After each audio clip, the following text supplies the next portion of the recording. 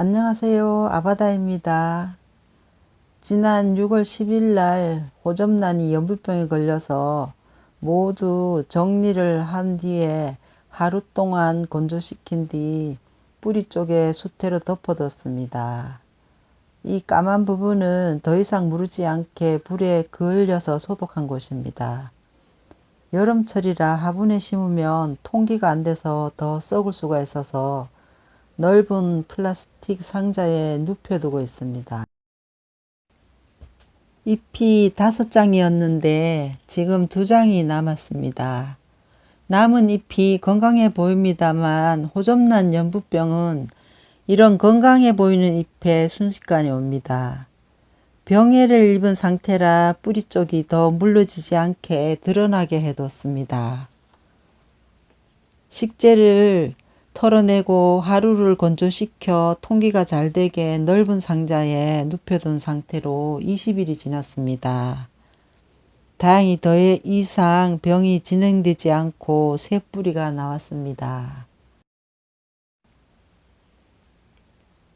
통기가 잘 되게 뿌리 밑둥 부분에 수태가 닿지 않게 했던 게 적효했나 봅니다.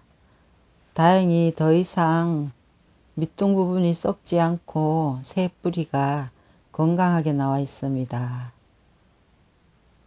새잎이 보이는데요. 새잎은 항상 뿌리와 함께 나오는 것을 볼 수 있습니다.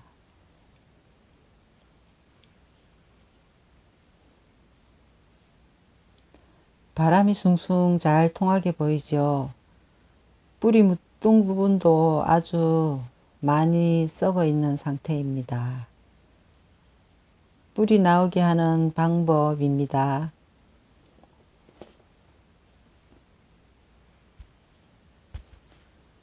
통기가 잘 되도록 넓은 용기에 두었습니다.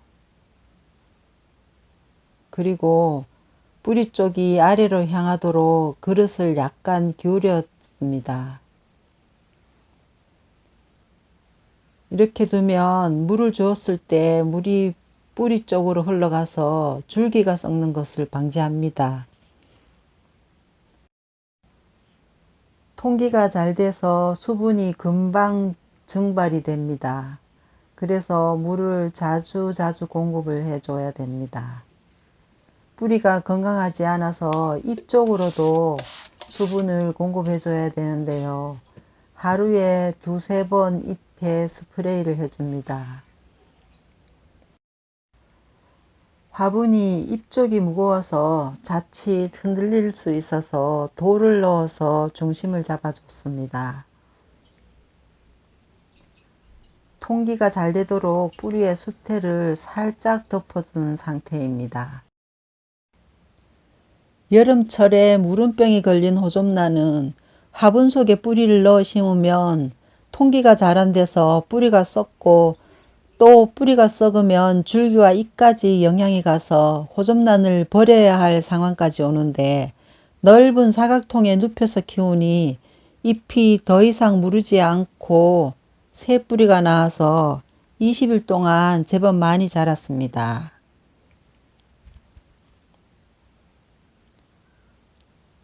건강한 잎과 뿌리에 해충 피해를 입으면 호접란은 뿌리가 썩기 시작합니다. 그 상태에서 과습되거나 잎장 사이에 물이 고이면 상처를 입은 뿌리와 잎이 물러지면서 무름병이나 연부병이 생깁니다. 특히 더운 여름철에는 해충이 많이 생기고 온도도 높아서 피해가 많습니다. 해충 방제는 미리미리 하시고 과습이 되지 않게 하고 통기가 잘 되게 관리하는 것이 좋습니다.